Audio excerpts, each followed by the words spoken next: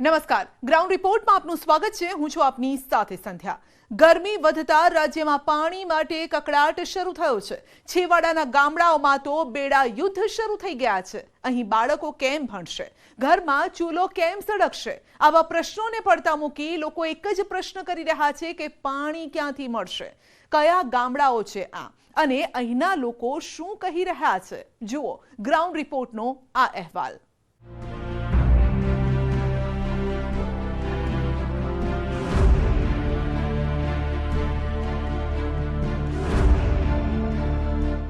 એટલે 70 વર્ષ પહોંચ્યા તો બેડું લઈને દોડવાનું તો પાણી હાથ આવતું નથી। આવી જ કંઈક દશા છે રાજ્યના છેવાડાના જિલ્લાઓમાં વસતા લોકોની। તરસી મરવાનું હે। બાળકોથી લઈ વૃદ્ધો સૌ કોઈ આ જીજી કરી રહ્યા છે કે અમને પાણી આપો। બે કલાક ઉભા રહી ત્યારે માંડ બે બેડા પાણી હાથ આવે છે। અમારા ઢોરા બધું તરસે મરે છે। રાજ્યમાં ઉનાળાની શરૂઆત જાણે કે થઈ ગઈ છે। સૂર્યનારાયણનો પ્રકોપ ધીમે ધીમે વધી રહ્યો છે। બીજી તરફ હજારો લોકોની સમસ્યામાં પણ વધારો થયો છે। એ તો નળમાં તો કઈ પાણી જ નહીં આવતું। નળ તો બધા અડધા તો ઉખેડીને ફેંકી હોય દીધા છે, પાણી નહીં આવતું એટલે।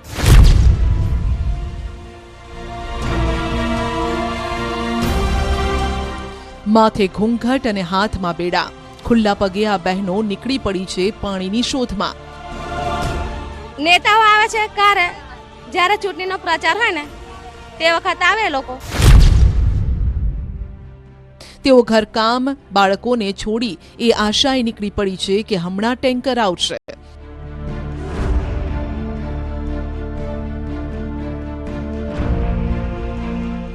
જો વહેલા પહોંચી જઈશું તો પાણી મળે। સ્કૂલે જઈએ એટલે પાણી વગર જઈએ છીએ, પીવા માટે પાણી નથી।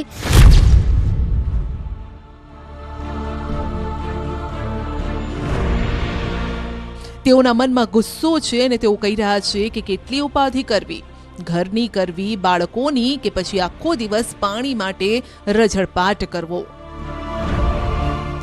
આ ટાબરિયાઓને જુઓ, ખાલી બેડા પણ માંડ માંડ ઉંચકી શકતા આ બાળકો પોતાની માતા સાથે પાણી ભરવા નીકળી પડે છે। તેઓ ઉંમર પ્રમાણે થોડા વહેલા સમજણા જાણે થઈ ગયા છે। કદાચ પરિસ્થિતિએ તેમને આ સમજતા કરી દીધા છે। આ હૃદયદ્રાવક દ્રશ્યો પાટણ જિલ્લાના છેવાડાના ગામ શંખેશ્વર તાલુકાના ગામ નવી કુંવરના છે। રણકાંઠાના ગામમાં વસતા તમામ લોકો હાલ આ બે અક્ષરની સમસ્યા સામે જાણે રાત દિવસ બાથ ભેડી રહ્યા છે। રાત્રે તેમને એ વાત ઊંઘવા નથી દેતી કે સવારે પાણી મળશે કે કેમ।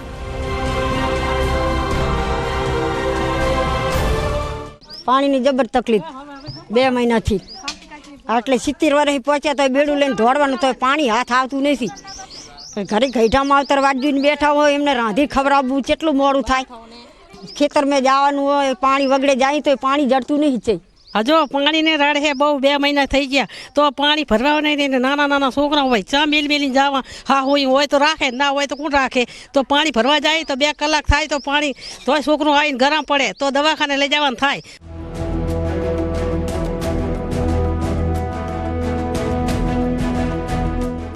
દાવો એ પણ છે કે એક અઠવાડિયાથી નહીં પરંતુ ગામમાં છેલ્લા 3 મહિનાથી પીવાના પાણીની સમસ્યા છે।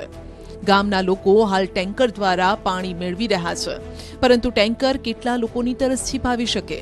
એક આ ટેન્કરથી કેટલાક લોકોને ઘર વપરાશનું પાણી મળી શકે છે, અને એટલે જ જ્યારે ટેન્કરનો અવાજ સંભળાય છે ત્યારે પાણી માટે રોજ આવી જ દોડધામ થાય છે। ક્યારેક તો મહિલાઓ રીતસરનું બેડા યુદ્ધ કરે છે।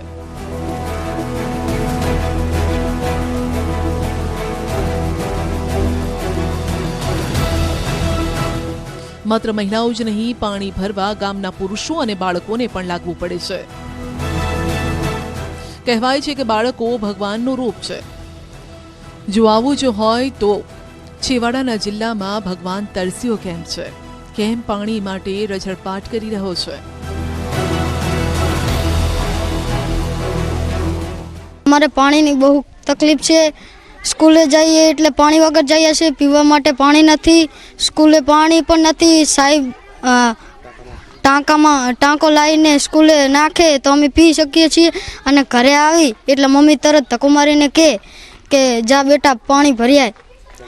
ટેન્કર આવે છે અને અહીંયા જઈએ એટલે બહુ ભીડ હોય છે, પાણી ભરાય ના ભરાય તો નેહાકો નાખીને ઘરે જાય છે.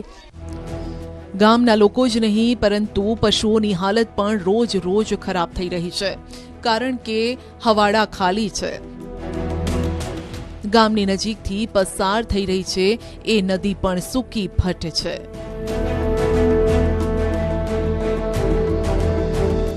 પાણીની બહુ જ તકલીફ છે અને ટેન્કર આવે ત્યારે 2-3 કલાક રાહ જોવી પડે છે અમારે, અને તોય છતાં પાણી મળે નહીં તો અમારે નિરાશ વંદે જવું પડે છે અહીંયાથી, અને 2-2 કલાક ઊભા રહી ત્યારે માંડ 2 બેડા પાણી હાથ આવે છે.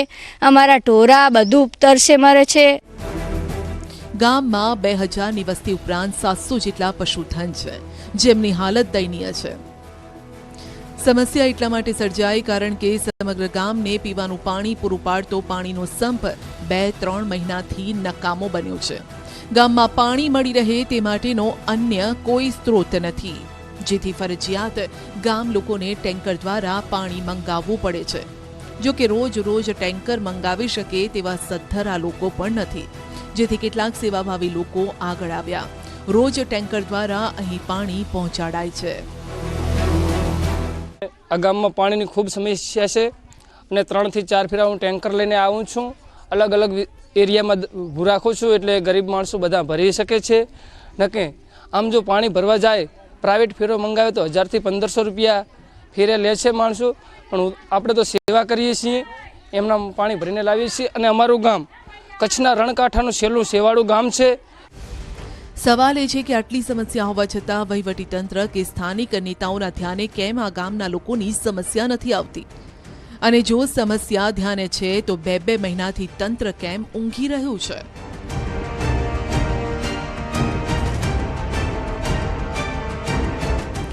આદરા પાટણના પંચાસરમાં ખેડૂતો પાણીની સમસ્યાથી તોબા પોકારી ગયા છે. ખેડૂતોને સિંચાઈ માટે સમયસર પાણી મળતું રહે, ખેડૂતોની આવક બમણી થાય તે હેતુથી સરકારે ખેતરે નર્મદાની કેનાલ પહોંચાડી. પરંતુ ઘણા એવા ગ્રામ્ય વિસ્તાર છે જ્યાં કેનાલ તો છે પણ અધિકારીઓને તે યાદ નથી કે આ ગામડાઓમાં પણ આપણે કેનાલ પહોંચાડી છે, એટલે પાણી પણ પહોંચાડવું પડે, કારણ કે આ તો શોભાના ગાંઠિયા સમાન બની ગઈ છે. નદી પાણી લાવ્યો, વચ્ચે મેં તલાવડી ગરાવરાઈ. તલાવડીમાં એક મોટરથી પાણી નાખું મશીનથી ને મશીનથી એક પાણી આઈ લાવું. તો અમે સાહેબ આવા ખર્ચા કારી મજૂરી કરી, અમે ખર્ચા કરી. અમારે તો જો એક બાજુ ભગવાન આવરી વરસાદ થાય એટલે અમારે તો શું લેવું પાક મેં એમ.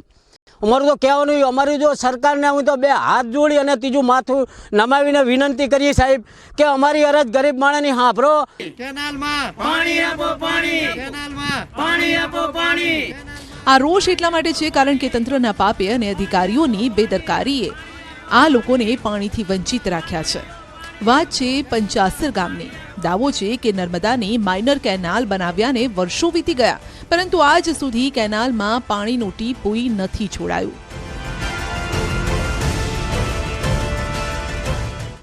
બનાવવામાં લગભગ 10 થી 15 વર્ષની ગણતરી ગણવાની, ત્યાં સુધીનું પાણી આવ્યું જ નથી. આમાં સફાઈ તો ભાગ્ય કરે અને પૈસા લઈ અને નીકળી જાય. પછી એવું નથી કે ખેડૂતોએ આ અંગે કોઈની રજૂઆત નથી કરી. રજૂઆત તો કરી છે, વારંવાર કરી છે. એક સાથે 50 ખેડૂતોએ જઈને એસી ચેમ્બરમાં બેઠેલા અધિકારીઓને આવેદનપત્ર પણ આપ્યા, પરંતુ આજ સુધી તેમને મળ્યા છે તો માત્ર સરકારી ઠાલા જવાબ. ધારદાર છતાં પણ રજૂઆતનો કોઈ રિઝલ્ટ આવતું નથી. એનું રિઝલ્ટ ફક્ત એટલું જ આવે છે કે આ કેનાલ ઉપર દર વર્ષે ખર્ચા બતાવવા માટે કામગીરી કરવામાં આવે છે.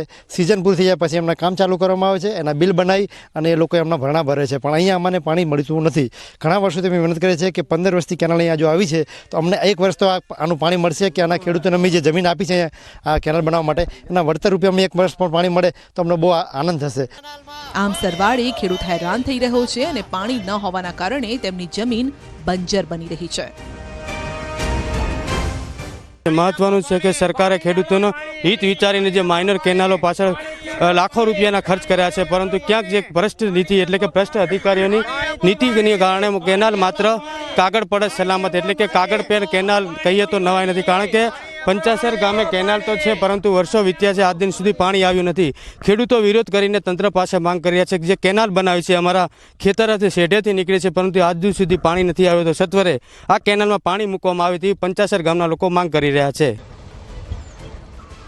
છોટાઉદેપુરમાં પાણીની મોટી સમસ્યા. આજે પાણીની લાઈન બનાવી એનો કોઈ કાર્યક્રમ આગળ ચાલ્યો નથી.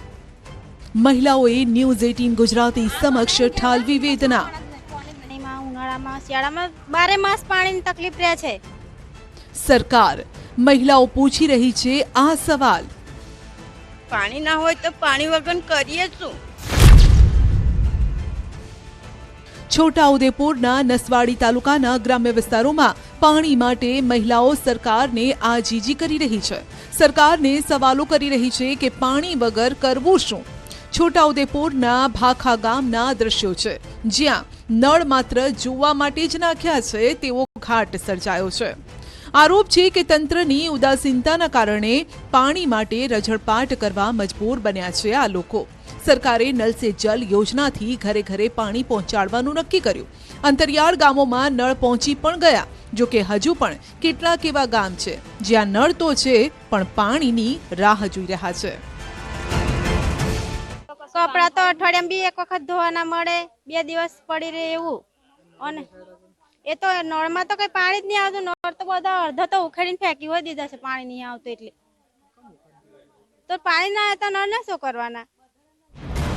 સ્થાનિકોનું કહેવું છે કે તેમની સમસ્યા કોઈ સાંભળતું નથી.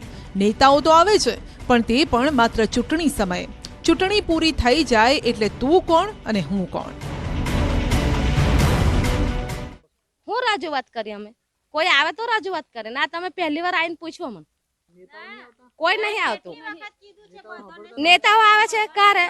જ્યારે ચૂંટણીનો પ્રચાર હોય ને તે વખત આવે લોકો. ચૂંટણી વખત પ્રચાર કરે કે ભાઈ આ રીતનું છે, આ છે, પેલું છે, અને અમને વોટ આપજો, અમે આમ કરશું તેમ કરશું. ઘેર ઘેર નર બધું આયોજન આપણે કહીને જાય, બરાબર છે. પછી એ લોકો જીતી ગયા એટલે પિક્ચર પૂરું એમનું કરી નાખે, આપણું કશું જ નહીં. હા, આપણું પછી કોઈ જ્યારે જીતી જાય ને પછી કોઈ પૂછવા નહીં આવતું કે ભાઈ પાણી આવ્યું કે શું થયું કે શું નહીં, કઈ જ નહીં.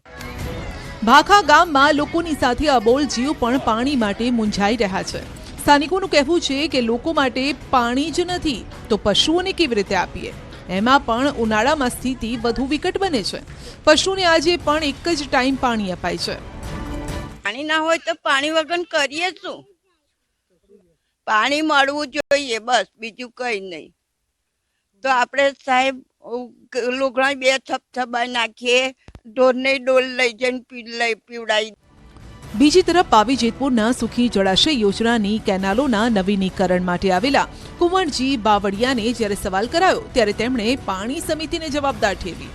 સાથે જ આવી કોઈ બાબત ધ્યાનમાં આવશે તો કામગીરી પૂર્ણ કરવાની હૈયાધારણા આપી.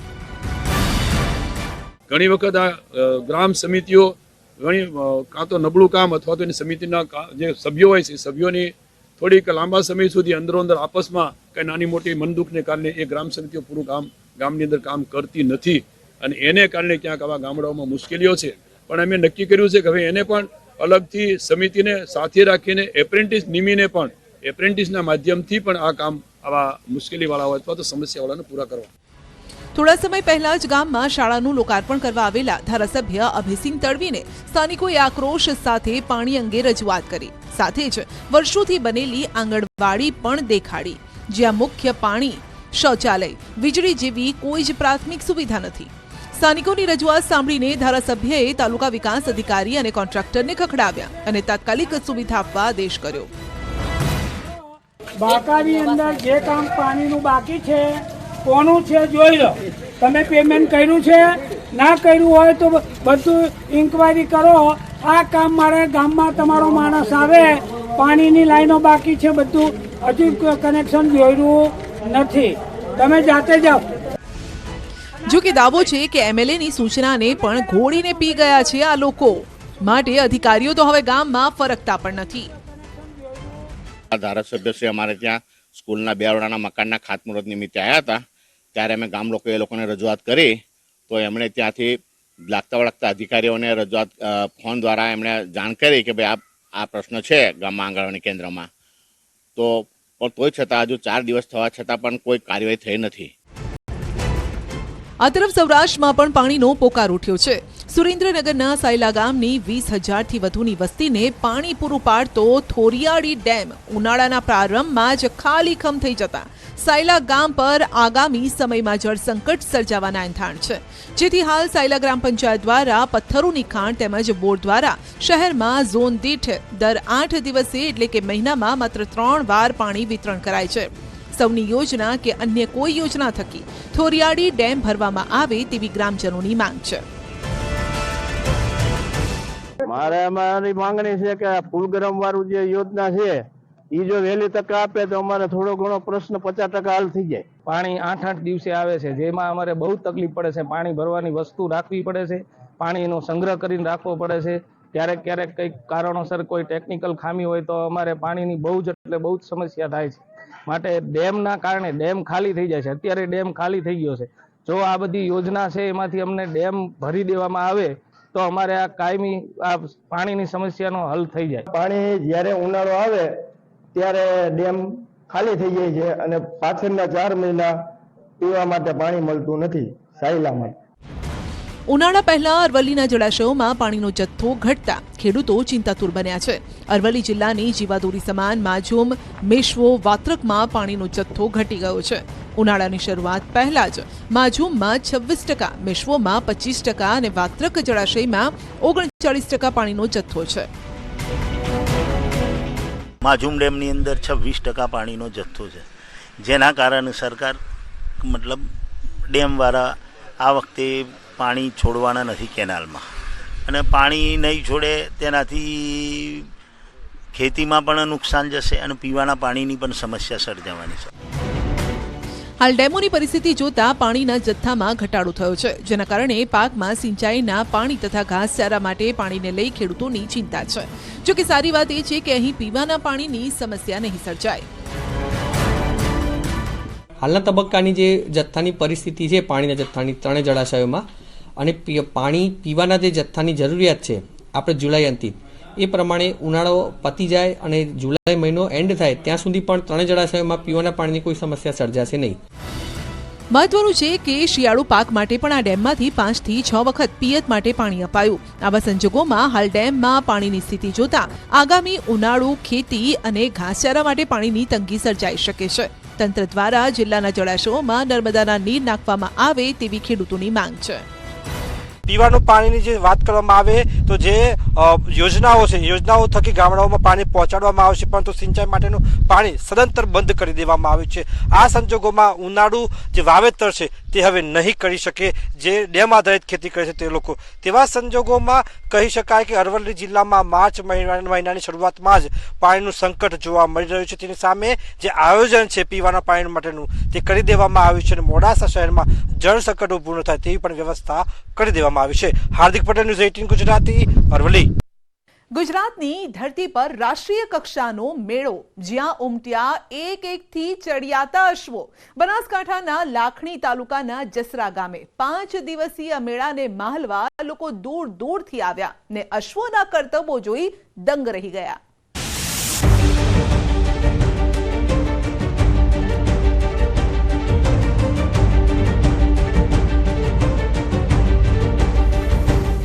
ઘટમાં ઘોડા થનગને, આતમ વીજે પાંખ, અણદીઠેલી ભોમ પર યૌવન માંડે આંખ. ઝવેરચંદ મેઘાણીએ લખેલા શબ્દો યુવાનોમાં રહેલ થનગનાટ, તરવરાટ અને સાહસિકતા ઉજાગર કરે છે, જે બનાસકાંઠામાં પણ જોવા મળી.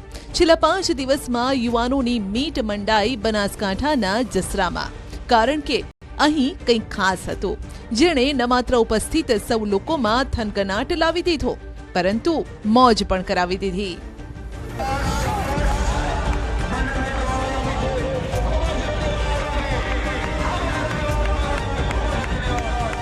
આધુનિક જમાનામાં વિસરાતી જતી સંસ્કૃતિ અને પરંપરાને જાળવી રાખવા માટે બનાસકાંઠામાં અશ્વ મેળો યોજાયો, જે ખૂબ જ પ્રચલિત છે. ન માત્ર ગુજરાત પરંતુ રાજસ્થાન અને પંજાબ સુધી તેની ખ્યાતિ પહોંચેલી છે. કારણ કે જસરા ગામે યોજાતો આ મેળો સરહદી વિસ્તારનો સૌથી મોટો મેળો છે. આ મેળાની ખાસિયત લોકો નહીં પરંતુ લોકોને આકર્ષિત કરતા જાત ભાતના અશ્વો છે. અશ્વ સંસ્કૃતિને જીવિત રાખવા અને બિરદાવવા બનાસકાંઠાના લાખણી તાલુકાના જસરા ગામમાં છેલ્લા 13 વર્ષથી અશ્વ મેળાનું આયોજન કરાય છે. બુઢેશ્વર મહાદેવ મેળા સમિતિ આયોજિત અને પશુપાલન તથા પ્રવાસન વિભાગ ગુજરાત સરકારના સહયોગથી આ વર્ષે 13મા અશ્વમેળાનું આયોજન થયું. 5 દિવસીય અશ્વમેળામાં દેશભરમાંથી 1000થી વધુ અશ્વ સવારોએ વિવિધ સ્પર્ધામાં ભાગ લીધો. મારવાડી અને કાઠિયાવાડી નસલ સહિતની અનેક નસલોના અશ્વોએ તેમાં પાર્ટિસિપેટ કર્યું, જેમાં સૌથી વધુ આકર્ષણ જમાવ્યું કરોડોની કિંમતના આ ઘોડાએ, જે પંજાબથી અશ્વમેળામાં આવ્યો હતો. તેની કિંમત જાણશો તો આંખો પહોળી થઈ જશે. बहुत अच्छा लग रहा है, शो बहुत ऑर्गेनाइज्ड है और सबसे ज्यादा मुझे लगता है जानवर ने पार्टिसिपेट किया है. लोग कितनी कीमत लगाते हैं अलबक्स की? अलबक्स की कीमत हम डिस्क्लोज नहीं कर सकते, पर इस पे बहुत ज्यादा ही पैसा लगता है जिसकी कोई हिसाब ही नहीं है. कोई 15 करोड़ भी बोले अलबक्स के. जी ये सच है, इससे ज्यादा भी ऑफर आता है. જસના અશ્વદોડમાં પંજાબના લુધિયાણાથી મારવાડી નસ્લનો વ્હાઇટ કલરનો ઘોડો અલબક્સ આવ્યો હતો, જેની કિંમત 15 કરોડથી વધુ આંકવામાં આવી છે, જે જસરામાં યોજાયેલ સ્ટેલિયન હોર્સની સુંદરતા પ્રતિયોગિતામાં પણ પ્રથમ ક્રમાંકે આવ્યો છે. અલબક્સ નામનો ઘોડો સુંદરતામાં પ્રથમ ક્રમે આવતા તેના પર 100 અને 500 રૂપિયાની નોટોનો વરસાદ પણ થયો. આજે જે આવેલ હતા સ્ટેલિયન હોર્સ મારવાડી નસ્લના ઘોડા, એમાં પંજાબથી આવેલો એક અલબક્ષ નામનો જે અશ્વ હતો, જે અશ્વ એમ કહેવાય છે કે એની 15 કરોડની તો ઓફર થઈ પણ પાર્ટીએ એની કિંમત કરેલી નથી, એટલે જે કિંમત ન આંકી શકે એવો ઘોડો અહીંયા હતો અને એને પ્રથમ ક્રમે વિજેતા થયેલો છે. અહીંયા પ્રથમ ક્રમે આવેલા અશ્વને ઇનામ 51,000 રૂપિયા ઇનામ, રોકડ પુરસ્કાર. જસરા જેવા નાનકડા ગામમાં 2012માં શરૂ કરવામાં આવેલ અશ્વમેળો હવે ધીમે ધીમે વિરાટ સ્વરૂપ ધારણ કરી રહ્યો છે અને તેની સાથે જ ગુજરાતનો સૌથી મોટો અશ્વમેળો બની ગયો છે. આ વખતે 5 દિવસના મહાશિવરાત્રિના મેળાનો બુઢેશ્વર મહાદેવના મંદિરે ધજા ચઢાવીને પ્રારંભ થયો હતો. ગુજરાત પોલીસનું અશ્વદળ, tent pegging, jumping show, dog show, camel show જેવી વિવિધ પ્રતિયોગિતા અને શો પણ યોજાયા. આ સાથે જ માદરી ચાલ, રીવાડ ચાલ, પોલીસ અશ્વદળના કરતબો, અતિ જોખમી પાટી દોડ, અશ્વ નાચ અને કુશળતા મારવાડી અશ્વ પ્રદર્શન પણ યોજાયા. ગ્રાઉન્ડ રિપોર્ટમાં અત્યારે બસ આટલું જ. વધુ સમાચાર અને અપડેટ માટે જોડાયેલા રહેશો ન્યૂઝ 18 ગુજરાતી સાથે. મને આપશો રજા. નમસ્કાર.